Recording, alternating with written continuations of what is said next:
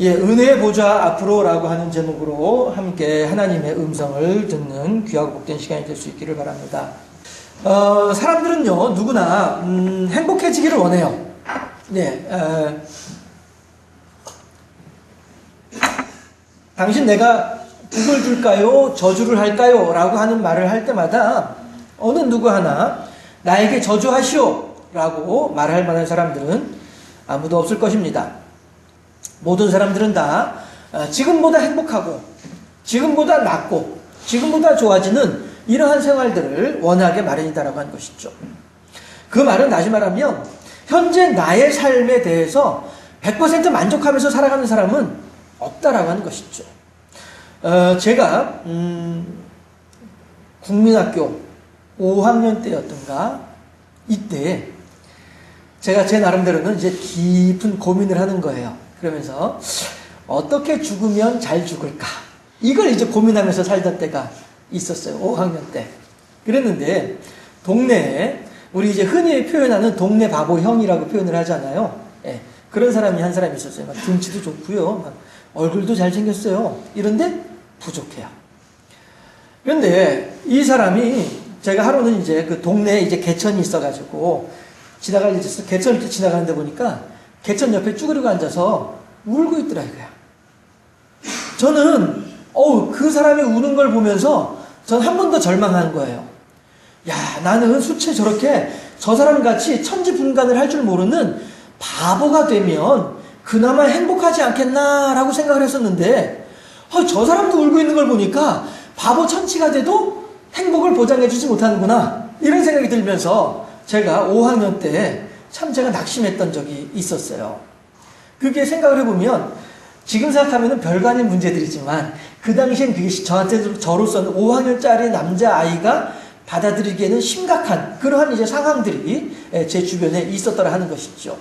그러다 보니까 이제 저로서는 수채 바보 천치가 됐으면 좀 더 낫지 않을까? 이런 생각을 했었는데 정작 그 바보 천치를 보니까 막 울고 있는 걸 보면서 야, 이게 바보 천치가 돼도 행복하지 못하구나 하는 생각을 하면서 참 제가 절망하면서 그렇다고 한다면 내가 죽는 것밖에 다른 방법이 없잖아. 이렇게 하던 때가 있었어요. 그런데 예, 그것이 왜 그러겠어요? 현실에 대한 불평과 불만족스러움, 현실을 통하여서 행복감을 누리지 못하는 자가 그런 생각을 하는 거 아니겠냐 하는 것이죠. 네.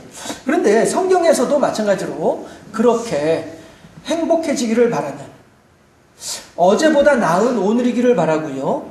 그래도 오늘보다 내일이 더 행복해지지 않겠는가라고 하는 그런 소망과 기대를 걸 만한 그러한 삶을 원하는 사람이 성경에도 있더라 하는 것이죠. 그 사람이 누구예요? 니고데모라고 하는 사람이란 말이죠.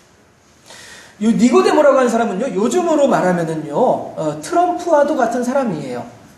트럼프라고 하는 사람은 1년에도 뭐 수백조 원씩의 돈을 벌어대는 그러한 기업가라면서요. 아주 성공한 기업가라고 제가 그렇게 듣고 있어요. 그런데 이제 또 미국이라고 하는 세계 최강대국의 대통령이 됐단 말이에요. 그러니까 이 사람은 정치적으로도 군사적으로도 경제적으로도 사회적으로도 이 사람보다 높은 위치에 있을 만한 사람이 없는 이러한 수준의 사람이다라고 하는 것이죠. 물론 경제적으로 세계 최고의 갑부가 따로 있을 것이고, 또 뭐 세계 최고의 독재자가 따로 있을 것이고, 뭐 이렇게 할 수 있겠습니다만은, 세계 최고의 존경받는 리더가 따로 있을 것이기도 하겠습니다만은, 이러한 각 분야를 모두 아우르는 한 사람 하면은 그 사람은 트럼프가 아니겠느냐라고 생각할 수 있는 것이죠. 마찬가지로 오늘 제가 여러분들한테 소개하고자 하는 성경의 니고데모라고 하는 사람도 그러한 사람이었더라라고 하는 거예요. 부자라고 성경에 나와 있어요. 부자이면서 또 공의회 회원이기도 해요. 이건 정치적으로도 높은 위치에 있다라고 하는 얘기가 되는 거죠. 돈도 많죠. 경제적으로요.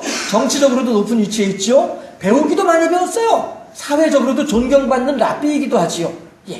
니고데모라고 하는 사람은 어떻게 보면 그 당시에 가장 행복하다라고 할 만한 그러한 다른 사람들이 보았을 때 저 정도면 행복하겠구나 라고 여겨질 만한 그러한 사람들 가운데 한 사람이 니고데모였단 말이죠. 그럼에도 불구하고 이 니고데모가 예수님, 나사렛이라고 하는 시골뜨기, 촌뜨기, 청년, 이제 겨우 나이도 30살을 넘길까 말까 하는 이러한 젊은이가 나서가지고 사람들 앞에 말씀을 증거하고 자기의 어떤 주장을 펼쳐 나아갈 때에 사람들이 그 예수님을 향하여서 몰려 들어오는 모습을 바라보면서 니고데모는 부러운 마음이 생긴 거예요. 야, 나는 말이야, 이렇게 많은 것을 가지고 있음에도 불구하고 나를 존경하고 나를 따라오는 사람은 50명밖에 안 되는데, 아니 어떻게 저렇게 나사렛 촌뜨기가 말이야, 배운 것도 없는 것 같고 말이야, 직업도 목수라고 하는데 돈도 없는 것 같고, 이런 사람이 어떻게 한마디 하면은 어떻게 5,000명이나 되는 사람들이 저렇게 따라다니지? 희한하네, 부럽네, 나도 좀 배우고 싶으네, 이런 생각이 드는 거죠. 보세요, 니고데모는 예수님하고 비교했을 때에 비교조차도 안 될 만큼의 많은 것을 가지고 있는 사람이 니고데모였음에도 불구하고 예수님한테 쫓아와가지고 그 비법을 좀 가르쳐 주시오, 뭐 이런 거란 말이에요. 물론 성경에는 그렇게 나와 있지는 않습니다만은, 제가 여러분들하고 이제 쉽게 한번 이제 풀어서 생각을 해보기를, 그거죠. 대체 어떻게 하면 그렇게 많은 사람들이 당신을 따라다니는 거요? 나한테 그 비법 좀 가르쳐 주시오, 이런단 말씀이에요. 하나님의 의를 어떻게 하면 이룰 수 있겠습니까? 질문을 하는 게. 그랬을 때 예수님께서 뭐라고 하세요? 너 가지고 있는 거 다 팔아가지고 가난한 자한테 나눠주어라, 이런단 말씀이에요. 너 정치적으로 높은 위치에 있는 거 내 포기하라고 하지 않을게. 사회적으로 존경받는 거 내가 포기하라고 하지 않을게. 다만 너 가지고 있는 돈 있지? 그 돈 그거 다 그냥 땅 다 팔아가지고 가난한 사람들한테 다 나눠줘. 그러면은 돼. 이렇게 예수님께서 대답을 하신단 말씀이죠. 그랬더니 성경에 어떻게 나와 있어요? 이 젊은이가 돌아가면서 어떻게 하면서 돌아가요? 근심하면서 돌아가더라, 이런단 말이에요. 왜 근심해요? 고민이 되는 거죠. 여러분들, 제가 갑돌이에요. 그런데 갑순이를 봤어요. 그랬더니 갑순이는 들어갈 때 들어가고 나올 때 나와야 되는데, 나올 때 나오고 들어갈 때 나오고 이래가지고 일자 드럼통이에요, 갑순이는. 그러면은 갑돌이는 그러한 갑순이를 보면서 두 번도 생각하지 않아요. 그렇죠? 그런데 여기를 보니까 들어갈 때 들어가고 나올 때 나오고 올라올 때 올라오고 막 이런단 말이에요. 이걸 보면서 이야, 너무너무 예쁘구나, 이런 것이죠. 전혀 마음에 안 드는 갑순이는 한 번 보고서 그냥 잊어버리고 말지만은 너무너무 마음에 들었던 영희는 잠자면서도 앉으나 서나 그대 생각 이러고 있단 말씀이에요. 왜 그래요? 그만큼 거기에 마음이 혹해 있단 말이죠. 이것은 무슨 의미냐면요, 그만큼 그 영이가 내 마음에 들어와 있다라고 하는 뜻이 되는 거예요. 니고데모가 왜 근심을 하느냐, 고민하고 있느냐, 두 가지 가운데서 하나를 얼른 선택을 못하는 거예요. 다시 말해서 만약에 아니할 말로 니고데모가 예수님이 너 가지고 있는 거 팔아라 라고 했을 때, 얘기가 보시오, 무슨 그런 쓸데없는 소리 하고 있어, 에이 내가 잘못 왔구만, 내가 뭐 좀 하나 좀 어떻게 하나 얻어 건질까 싶어서 왔더니면서도 뭐 별 희한한 소리를 하고 있어, 가, 다시 당신 안 만날 거야, 됐어 하고서 그냥 나와버리면서, 에이 못된 사람 같으니라고 이렇게 나와버리면은 니고데모는 고민할 일이 없죠. 근심할 일이 없죠. 예수님의 가르침에 대해서 일고에 딱 잘라버리고 말았으니까 더 이상 고민할 일이 없죠. 그렇죠? 그리고서 그냥 내 가지고 있는 재산 가지고서 잘 살면 되는 거예요. 그런데 니고데모는 예수님의 가르침, 너의 모든 재산을 다 팔아라, 그래서 가난한 사람들한테 나눠줘라, 이 말에 대해서 또 한 가지, 니고데모는 예수님의 가르침에 대해서 알겠습니다 하고서는 당장에 집에 가가지고 모든 집 문서 땅 문서 다 가지고 다 팔아버릴 만큼의 결단을 한 사람이라고 한다면 또한 돌아가면서 근심하면서 돌아가진 않겠죠. 그런데 근심하면서 돌아가는 것은 왜 그래요? 이리 갈까 저리 갈까, 차라리 돌아갈까, 삼각지 로타리에서 내 마음 나도 모르게 이러고 있는 거란 말이에요. 이렇게 생각하면 이렇게 해야 될 것 같고, 저렇게 생각하면 저렇게 해야 될 것 같은 거예요. 어떻게 하면 하나님의 의를 이룰 수 있을까라고 하니까, 갖다 팔으라고 하니까, 그래? 그럼 내가 하나님의 의를 위해서는 팔아야 될 것 같은데, 내가 팔고 나면 난 뭘 먹고 살지? 이게 고민되는 거란 말이에요. 두 가지 가운데에 서서 내가 지금 방황하고 고민하고 있어요. 이게 현재 니고데모의 모습이란 말이죠. 그러면 고민하는 니고데모가 행복할까요? 현재 현재 고민하고 있는 그 니고데모의 그 마음이 행복한 마음이겠습니까? 양당 간에 한쪽으로 확실하게 그래 결정했어 내 마음을 확정하게 되면 더 이상 고민이 없어질 텐데 말이죠. 더 이상 고민이 없어지게 되면 그때부터는 불행 끝 행복 시작이 될 터인데 말입니다. 우리가 불행한 이유도 그렇잖아요. 우리가 내가 조금 더 행복했으면 좋겠다라고 생각하는 이유도 그거잖아요. 내가 조금 더 학식이 있었으면, 내가 조금 더 지식이 있었으면, 내가 조금 더 명예가 있었으면, 내가 조금 더 재산이 있었으면 이것 때문에. 그런데 내가 그 재산이든 학식이든 명예든 내가 더 이상은 못한다 하고 아예 포기를 해버리면 현재 내게 주어진 것만 가지고서도 충분히 만족하면서 행복하게 살아갔을 텐데, 이걸 포기하고 싶지 않은 거예요. 저거를. 이것도 붙잡아야 되겠고, 저것도 붙잡아야 되겠고, 이 사이에서 고민하는 게 대부분의 우리들의 모습이더라. 니고데모가 우리들의 모습을 보여주고 있더라. 라고 하는 거예요. 우리들은요, 결코, 목사님, 그래도 나는요, 오늘 내 형편에 만족해요. 이 정도면 훌륭해요. 이 정도면 잘한 거예요. 라고 말할 사람이 얼마나 있을까라고 하는 거죠. 우리 속담에 이러한 우리들의 본성에 대해서 정확하게 표현하고 있는 말이 있어요. 그 말이 뭐죠? 말 타면 요령 잡히고 싶어진다 하는 말이 그 말이 되는 거죠. 내가 걸어 다닐 때에는 그저 어떻게 하면 좀 이렇게 편하게 갈 수 없을까? 이런 걸 생각을 했단 말이에요. 그러다가 어떻게 하다 보니까 내가 돈을 좀 모아가지고 말을 한 마리 샀어요. 요즘 말 때문에 말이 많긴 하지만요. 어쨌든 전에, 돈을 모아가지고 말을 한 마리 샀어요. 그래서는 그 말에 턱하니 올라타가지고 이랴 껄껄 하면서 말을 타고 가다 보니까 이게 또 뭐예요? 요령 잡히고 싶은 마음이 드는 거예요. 요령 잡힌다는 말이 뭐예요? 앞에서 누군가가 말 고삐를 붙잡고서 요령을 딸랑딸랑 흔들면서 물렀거라 영의정 날이 남시신다 이런 거 말이죠. 요령 잡힌다고 하는 말이 이 말이잖아요. 말 타면 요령 잡히고 싶어지는 거예요. 내가 걸어 다닐 때에는 어떻게 해서든 말 한마디 있으면 좋겠다 생각을 했지만은 뚝하니 말에 올라놓고 보니까 그래도 내가 좀 거들먹거리고 싶고 내가 좀 말을 사람들 앞에 좀 이렇게 좀 드러나보고 싶고 이런 욕심이 생기는 게 사람이더라. 우리 가운데 어느 누구가 니고데모처럼 우리 가운데 어느 누구가 요령 잡히고 싶은 어떤 한 사람처럼 아니요 목사님 나는 전혀 그렇지 않아요. 자신 있게 말할 사람이 누가 있겠는가 하는 것입니다. 어느 누구도 욕심의 바다에서 행복할 수는 없습니다. 심지어 애굽에서 나와서 가나안 땅을 향해 가던 이스라엘 백성들이 그러하였다라고 하는 것이죠. 이 사람들은요 40년 동안 하는 일이라고는 아무것도 없었어요. 제가 중학교 1학년 때 동네 어른한테 세배를 하러 갔어요. 했더니 그 어른이 저한테 세배 받고 난 뒤에 덕담을 해주시는데 뭐라고 하냐면은 자네 공부에 대해서 아는가 이러더라고요. 공부가 뭐라고 생각하는가 이러시더라고요. 그래가지고 너무 뻔한 질문을 하시니까 공부라고 하는 게 뭐겠어요? 학교 가서 그냥 학교에서 선생님이 가르치는 것들을 이제 하는 게 그게 공부 아니겠나 생각을 해가지고 그걸 얼른 대답을 하려고 하다가 그래도 눈치는 있어서 이게 뭔가 좀 다른 뜻이겠구나 싶어서 가만히 눈만 멀뚱멀뚱 뜨고서 가만히 있었어요. 그랬더니 뭐라고 하냐면은 쌓을 공에 사내부다라고 하는 거예요.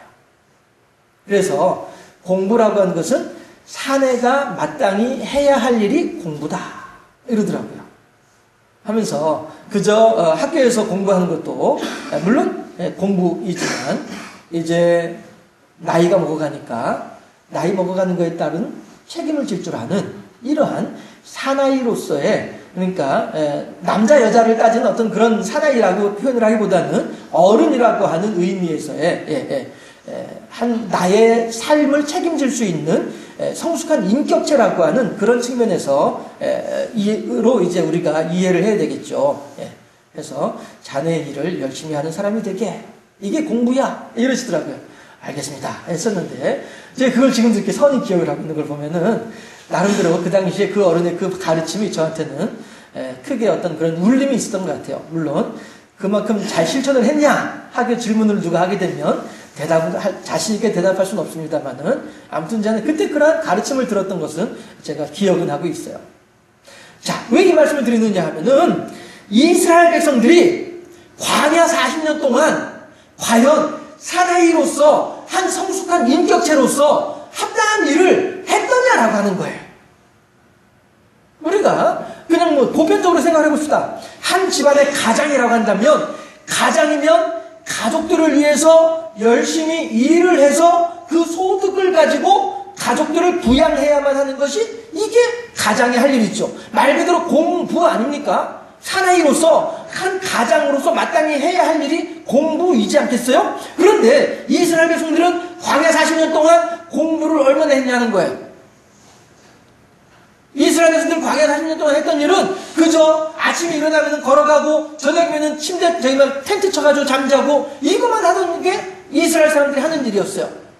심지어는 어떤 생산적인 일, 어떤 긍정적인 일, 어떤 좋은 일 이런 걸 하는 것이 아니라 기껏 일을 한다고 한다면 어떤 일을 하냐면은 하나님한테 죄된 일만 하고 있는 것이 이스라엘 사람들의 40년 동안의 생활이었다는 것이죠.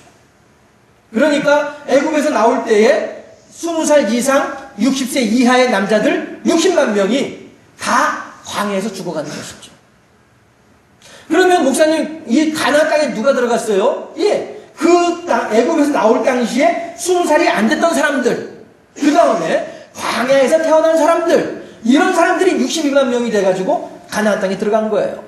애굽에서 나올 때 60만 명의 사람들은 다 광야에서 다 죽어 나갔었어요. 그래서 제가 지금 기억이 가물가물합니다만은 하루 평균 300명인가가 죽었다.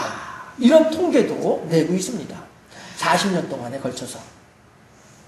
이 사람들이 그렇게 하루 평균 300명씩 죽어나갈 때 이 사람들이 왜 죽습니까?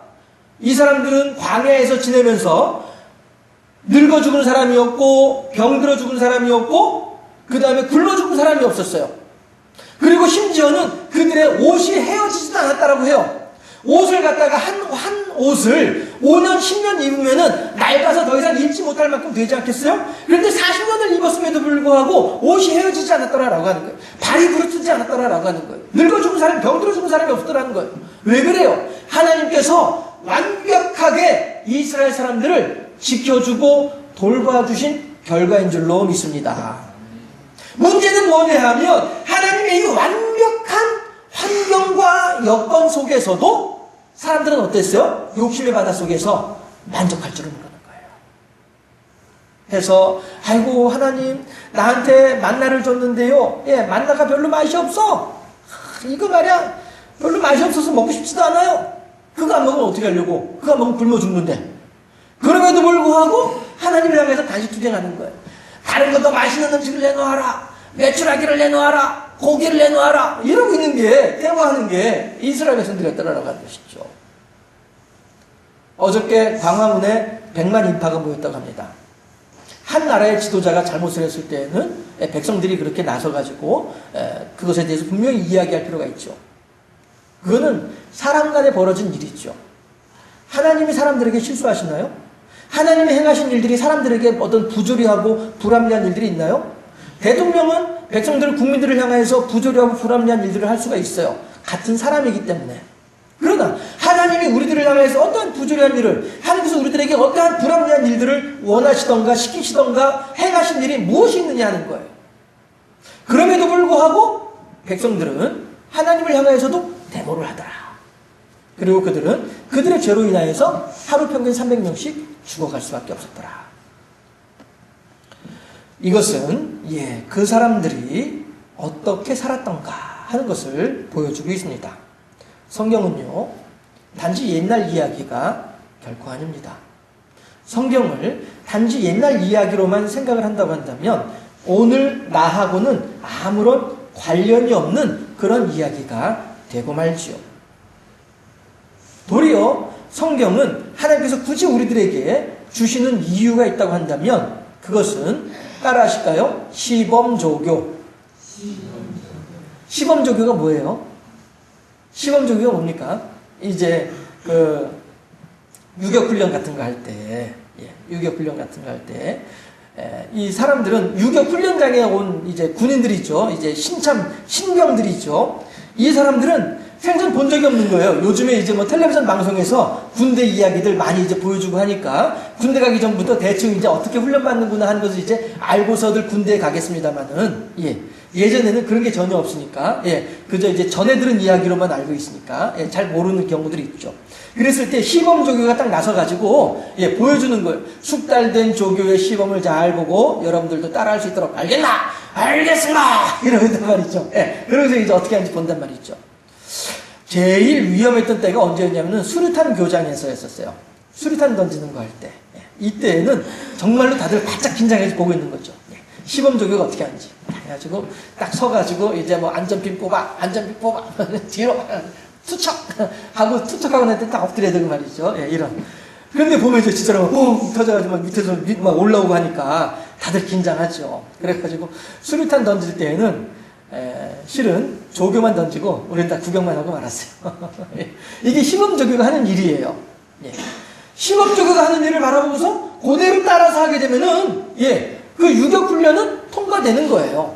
그런데 시범조교가 보여주었던 그 자세를 그대로 따라 하지 않고 뭔가 중간에 내려오는 길에 뭐 헷갈린다든가 자세가 틀어진다든가 이렇게 되면 그 사람은 기합받는 거죠.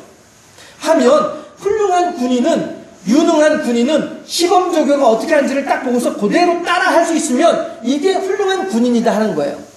신앙인들도 마찬가지란 말이에요. 하나님께서 성경에 나오는 여러 사람들의 이야기 시작하면서 했던 니고데모도 마찬가지이고 오늘 지금 여러분들에게 예를 들고 있는 애굽에서 나온 광야 백성들도 마찬가지이고 이 사람들은 다 우리들한테 시범조교예요. 그래가지고 이 사람들이 이렇게 행동을 하니까 하나님으로부터 복을 받는구나.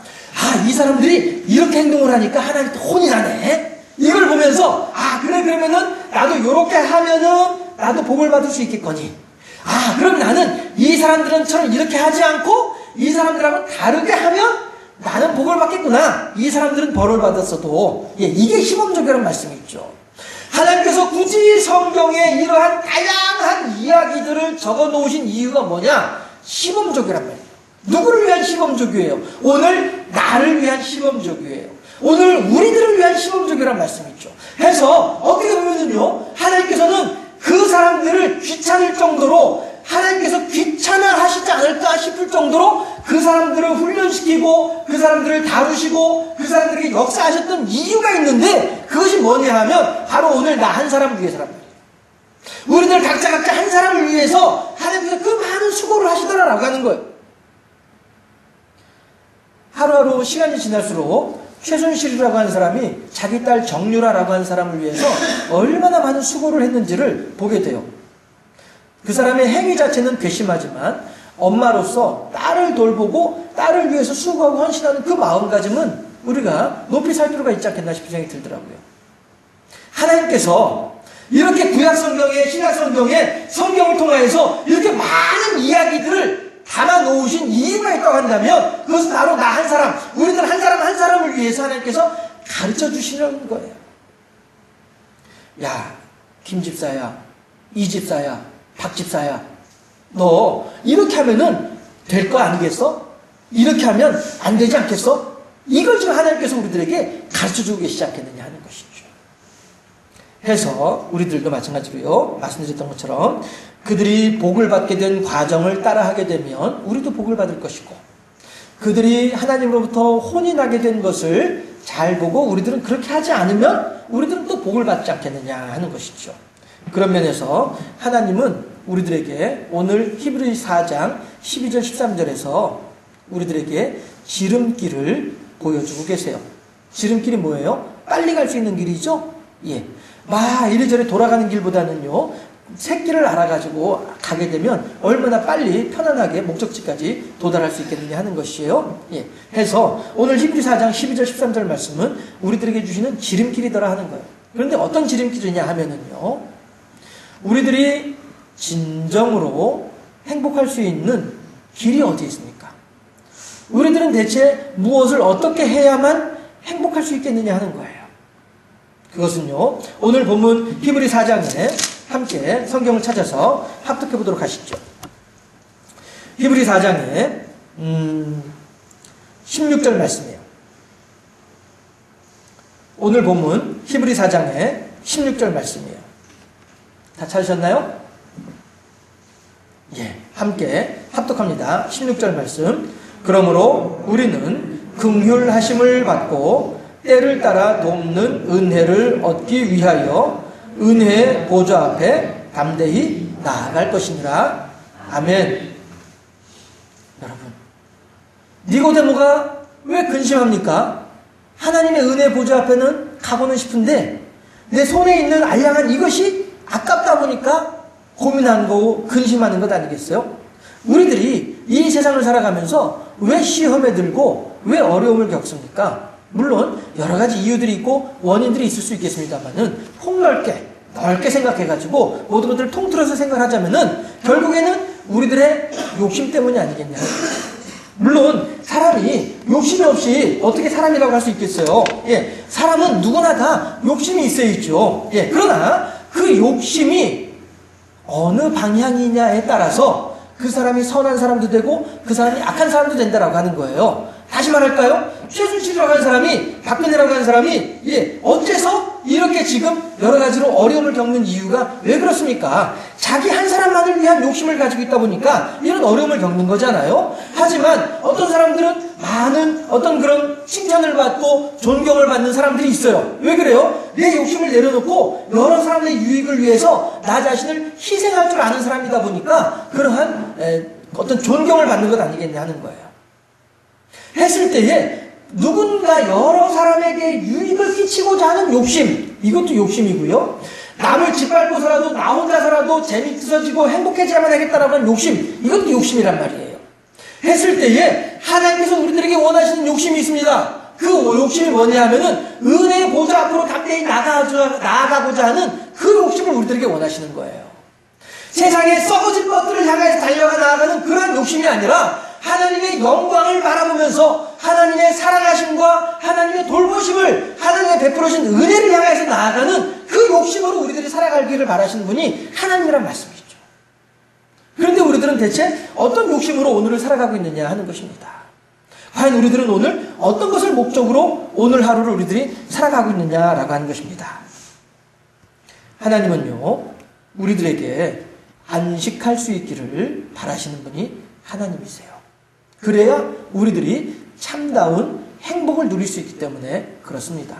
안식이라고 하는 것이 뭐예요? 에덴 동산에서 하나님께서 베풀어 주신 만나를 먹으면서 하나님께서 에덴 동산에는 가나안 땅의 광야에서 하나님께서 베풀어 주신 만나를 먹으면서 하나님께서 허락하시는 물과 반석의 물을 먹으면서 낮에는 구름 기둥 밑에서 서늘하게 지내고 밤에는 불 기둥 밑에서 따뜻하게 지내고 그러면서 아하 너무너무 행복하다. 하나님과 함께하는 오늘 내 삶이 너무나도 행복하다. 이렇게 고백할 수 있으면 이 사람이 정말로 행복한 사람 아니겠냐 하는 거예요. 에덴 동산에서 제가 실은 이것 때문에 에덴 동산하고 아까 방금 전에 헷갈렸던 것이지만요. 에덴 동산에서 아담과 하와가 하나님께서 허락하신 동산 안에서 모든 과일을 먹으면서 모든 천하 만물들을 다 다스리면서 하나님의 영광 돌려드리면서 하나님 뜻대로 그렇게 하나님께 영광 돌려드리면서 이렇게 살았다고 한다면 아담과 하와는 얼마나 행복했겠냐 하는 거예요. 그러나 에덴 동산에서도 가나안 땅에서도 오늘 우리들의 삶 속에서도 우리들은 어떻게 보면 너무나도 많은 부분에 있어서 하나님의 베풀어 주신 것들에 대해서 이해를 못하고 수용할 줄 모르고 인정할 줄 모른 채 내 욕심대로만 살아가고 있는 우리들의 모습은 아니겠느냐 하는 것입니다. 하나님께서는 그러한 삶은 결코 행복한 사람이 아니다. 너의 욕심의 방향이 어디에 있느냐? 나의 은혜의 보좌 앞으로 담대히 나오기를 힘쓰도록 하라.